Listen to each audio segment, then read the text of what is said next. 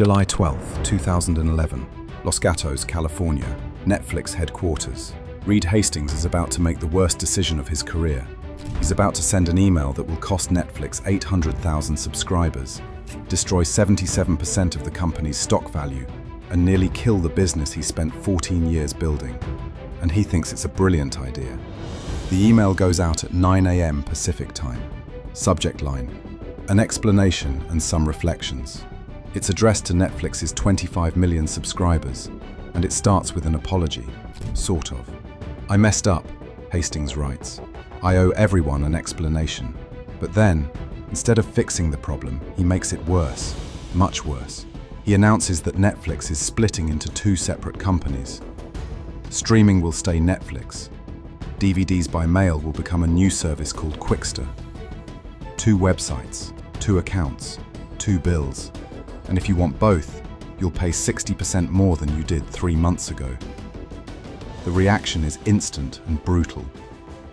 Within hours, the Netflix blog post has over 27,000 comments, almost all of them negative. Customers are furious. They're canceling subscriptions. They're posting angry videos on YouTube. They're organizing boycotts. The hashtag #NetflixFail is trending on Twitter. One customer writes, "This is the dumbest thing I've ever seen a company do." Another writes, "Netflix just committed suicide." A third writes, "I've been a customer for 10 years. Not anymore." The media piles on. The New York Times calls it a public relations disaster. The Wall Street Journal says Hastings is tone deaf.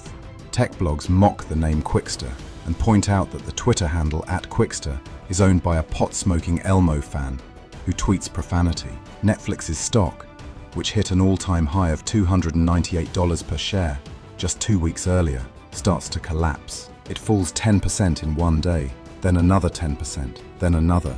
By October, it's down to $77, a 77% drop in 4 months. $15 billion in market value, gone. In October, Netflix reports its earnings. The company lost 800,000 subscribers in the third quarter. It's the first time Netflix has ever lost subscribers. Wall Street panics. The stock drops another 35% in a single day. It hits $53, an 82% decline from the peak. Reed Hastings, the visionary CEO who built Netflix from nothing, who destroyed Blockbuster, who saw the future of streaming before anyone else, is now being called one of the worst CEOs in America. Investors are demanding his resignation. Employees are updating their resumes. Competitors are circling. And then, in a stunning reversal, Hastings admits defeat. On October 10, 2011, just 3 weeks after announcing Qwikster, Netflix kills it. The split is cancelled. Qwikster is dead. Netflix will remain one company. But the damage is done. The subscribers are gone. The stock is destroyed. And Netflix's reputation is in tatters. This is the story of how Netflix, the company that revolutionized entertainment, made a $1 billion mistake that almost destroyed them. A mistake driven by arrogance, poor communication, and a fundamental misunderstanding of what customers wanted, and how they learned from that mistake and became one of the most valuable companies in the world. To understand why Qwikster was such a disaster, you need to understand where Netflix was in 2011. Because on the surface, everything looked great. Netflix had just had the best decade in tech history. From 2000 to 2010, Netflix grew from 300,000 subscribers to over 20 million. Revenue grew from 300 million to over 2 billion. The stock went from $8 to over 200. Netflix destroyed Blockbuster, revolutionized home entertainment, and became a verb. People didn't say, "Let's rent a movie." They said, "Let's Netflix something." And in 2007, Netflix made the most important strategic decision in its history. They launched streaming. Watch Instantly, as it was called, allowed subscribers to watch movies and TV shows on their computers. No DVDs, no mail, instant access. It was the future. At first, streaming was just a bonus feature. If you subscribed to Netflix's DVD service, you got streaming for free. The content library was small, mostly older movies and TV shows, but it was growing, and customers loved it. By 2011, streaming was becoming Netflix's core business. Over 20 million subscribers were using it. The DVD business, while still profitable, was declining. Fewer people wanted to wait for DVDs in the mail when they could stream instantly. But there was a problem, a big problem: content costs. When Netflix was just DVDs, content was cheap. Netflix bought DVDs for $20 each and rented them hundreds of times. The economics were great, but streaming was different. Netflix had to license content from studios, and studios were charging huge fees, hundreds of millions of dollars for streaming rights. In 2010, Netflix signed a deal with Epix for $1 billion over 5 years. In 2011, they paid $300 million for streaming rights to Mad Men. Content costs were exploding, and Netflix's margins were shrinking. Reed Hastings and his executive team looked at the numbers and saw a crisis. Netflix was subsidizing streaming with DVD profits, but DVD was dying. Eventually, DVD revenue would disappear, and streaming, at current prices, wasn't profitable. Netflix was charging $9.99 per month for unlimited streaming and unlimited DVDs. It was an incredible deal for customers, but it was unsustainable for Netflix. Hastings made a decision. Netflix needed to raise prices significantly, and they needed to separate streaming and DVDs into 2 separate businesses. That way, customers who only wanted streaming wouldn't subsidize DVDs, and customers who still wanted DVDs would pay the full cost. On July 12, 2011, Netflix announced the new pricing. Streaming only, $7.99 per month. DVDs only, $7.99 per month. Both streaming and DVDs, $15.98 per month. For customers who had both, it was a 60% price increase, from $9.99 to $15.98. The announcement was poorly communicated. Netflix didn't explain why prices were increasing.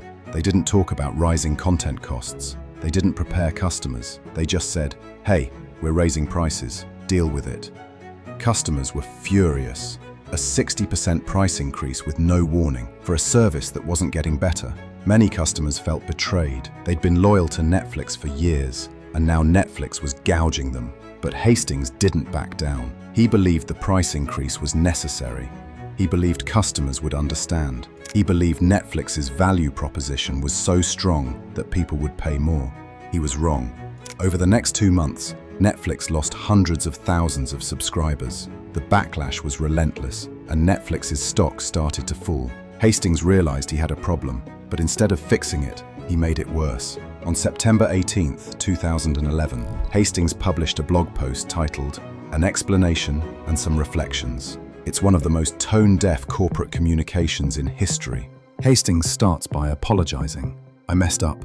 I owe everyone an explanation." But then he doesn't actually apologize for the price increase. Instead, he apologizes for not explaining it better. It is clear from the feedback over the past 2 months that many members felt we lacked respect and humility in the way we announced the separation of DVD and streaming and the price changes. That was certainly not our intent, and I offer my sincere apology. And then he drops the bomb. Netflix is splitting into 2 companies. Streaming will remain Netflix. DVDs will become Quickster. 2 separate websites, 2 separate queues, 2 separate bills. If you want to search for a movie, you'll have to check both sites to see if it's available on DVD or streaming. Hastings writes, "We realized that streaming and DVD by mail are becoming 2 quite different businesses, with very different cost structures, different benefits that need to be marketed differently, and we need to let each grow and operate independently." He's not wrong about the business logic. Streaming and DVDs are different businesses, but customers don't care about Netflix's internal business logic. They care about convenience, and splitting into 2 services makes Netflix less convenient, not more. The reaction is even worse than the price increase. Customers are baffled. Why would Netflix make their service harder to use? Why would they force customers to manage 2 accounts? And what kind of name is Quickster? It sounds like a failed startup from 1999. The media has a field day. Saturday Night Live does a sketch mocking Quickster. Late-night hosts joke about it. Tech blogs write scathing critiques. And then someone discovers that the Twitter handle @Quickster is owned by a user whose avatar is Elmo smoking weed. Netflix never bothered to secure the social media handles before announcing the name. It's a disaster, and it gets worse. In late September, Netflix announces that it's projecting to lose 600,000 subscribers in the 3rd quarter. The stock crashes. It falls from $169 to $113 in a single day. Hastings realizes he's made a catastrophic mistake. The Quickster plan is dead on arrival. Customers hate it. Employees hate it. Investors hate it. and it's destroying the company. On October 10th, 2011, less than 3 weeks after announcing Quickster, Hastings kills it. In a blog post titled, "DVDs will be staying at Netflix.com, he writes, "It is clear that for many of our members, 2 websites would make things more difficult. So we are going to keep Netflix as one place to go for streaming and DVDs. This means no change. 1 website, 1 account, 1 password. Quickster is dead, but the damage is done." On October 24th, Netflix reports third quarter earnings. The company lost 800,000 subscribers, not 600,000, 800,000. It's the first subscriber loss in Netflix's history, and the stock crashes again. It falls from $77 to $53, an 82% decline from the July peak. Reed Hastings, the CEO who destroyed Blockbuster and built Netflix into a streaming giant, is now being called one of the worst CEOs in America. Fortune magazine names him one of the worst CEOs of the year. Investors are calling for his resignation. Competitors like Amazon and Hulu are aggressively marketing their services, trying to steal Netflix's customers. Inside Netflix, morale is terrible. Employees are embarrassed. The company's reputation is in ruins, and there's a real fear that Netflix might not survive. The stock is at $53. The company is worth $3 billion. Just 4 months earlier, it was worth $20 billion. $17 billion in market value. Gone. But Reed Hastings doesn't quit. He admits his mistakes. In interviews, he says, "I slid into arrogance based upon past success." He acknowledges that he didn't listen to customers. He didn't communicate properly. He made decisions based on business logic without considering the customer experience. And then he does something remarkable. He fixes it, not by reversing the price increase. The price increase stays. Netflix needs that revenue to pay for content. But Hastings refocuses the company on what matters, making the service better, investing in content, improving the user experience. In 2011, Netflix announces it's going to produce original content. They're going to become a studio, not just a distributor. The first project is a political drama called House of Cards, starring Kevin Spacey and directed by David Fincher. Netflix commits $100 million to 2 seasons, sight unseen. It's a massive bet, and it pays off. House of Cards launches in February 2013. It's a critical and commercial success. It proves that Netflix can produce high-quality original content, and it changes the narrative. Netflix isn't just a DVD rental company trying to survive. It's a media company creating the future of television. Over the next 2 years, Netflix launches more original series. Orange is the New Black, Stranger Things, The Crown, Narcos. Netflix originals become must-watch TV, and subscribers come flooding back. By 2013, Netflix has over 40 million subscribers. By 2015, over 70 million. By 2020, over 200 million. The stock, which hit a low of $53 in 2011, climbs to over $600 by 2020. Today, it's worth over $300 billion. The Quickster disaster, which seemed like it would kill Netflix, ended up being the best thing that ever happened to the company because it taught Reed Hastings and his team a critical lesson. You can't take your customers for granted. You can't make decisions based purely on business logic. You have to listen. You have to communicate. You have to put the customer experience first. Hastings later said that Quickster was his biggest mistake, but it was also his most valuable lesson. It forced Netflix to become a better company, more customer-focused, more humble, more willing to admit mistakes and change course. And it taught the entire tech industry a lesson about subscription services. You can raise prices, but you have to communicate why. You have to provide value. You have to respect your customers. Because in a subscription business, customers can leave at any time. And if you lose their trust, they will. The numbers tell the story. In July 2011, Netflix was worth $20 billion. By October, it was worth $3 billion. $17 billion in market value, destroyed in 4 months. Over $1 billion in lost revenue from 800,000 cancelled subscriptions. It's one of the fastest value destructions in tech history. But Netflix survived. And they didn't just survive, they thrived because they learned from their mistake. They listened to customers, they invested in content, They focused on the experience, and they became one of the most successful companies in the world. Today, Netflix is the dominant streaming service. Over 300 million subscribers, over 30 billion in annual revenue, a market cap of over $300 billion. They've won Emmys, Oscars, and changed the way the world watches television. But they never forgot Quickster. Inside Netflix, it's a cautionary tale. A reminder of what happens when you stop listening to customers, when you let arrogance replace humility, when you prioritize business logic over user experience. Reed Hastings keeps a framed copy of the Quickster announcement in his office, not as a trophy, as a reminder that even the best companies can make catastrophic mistakes, and that the difference between success and failure is whether you learn from them. The lesson from Quickster isn't just for Netflix, it's for every subscription business, every company that relies on recurring revenue, every business that asks customers to trust them month after month. You can't take that trust for granted. You can't raise prices without explanation. You can't make your service harder to use, because customers will leave, and once they're gone, they're hard to get back. Netflix learned that lesson the hard way. They lost 800,000 subscribers. They lost $17 billion in market value. They lost their reputation, but they got it back because they admitted their mistake. They listened, they changed, and they became better. That's the $1 billion mistake that changed subscription services forever. Not because it destroyed Netflix, but because it taught them and the entire industry what not to do. And that lesson is worth far more than $1 billion. There's an irony to the Quickster story that makes it even more fascinating. Reed Hastings made his fortune by understanding what customers wanted before they knew it themselves. He saw that people hated late fees.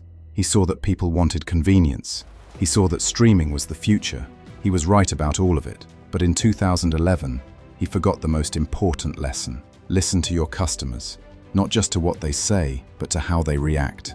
And when they're telling you something is wrong, believe them. Hastings later admitted that he was blinded by his own success.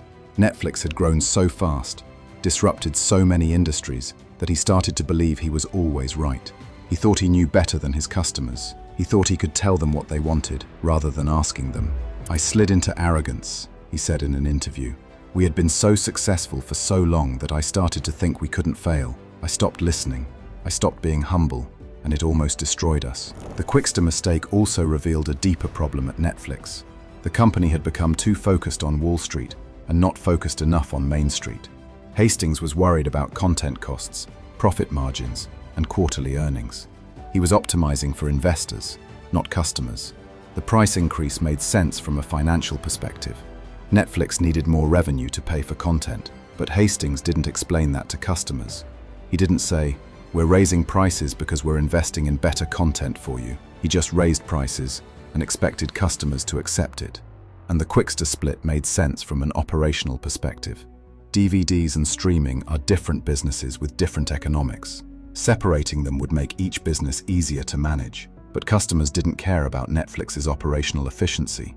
They cared about convenience.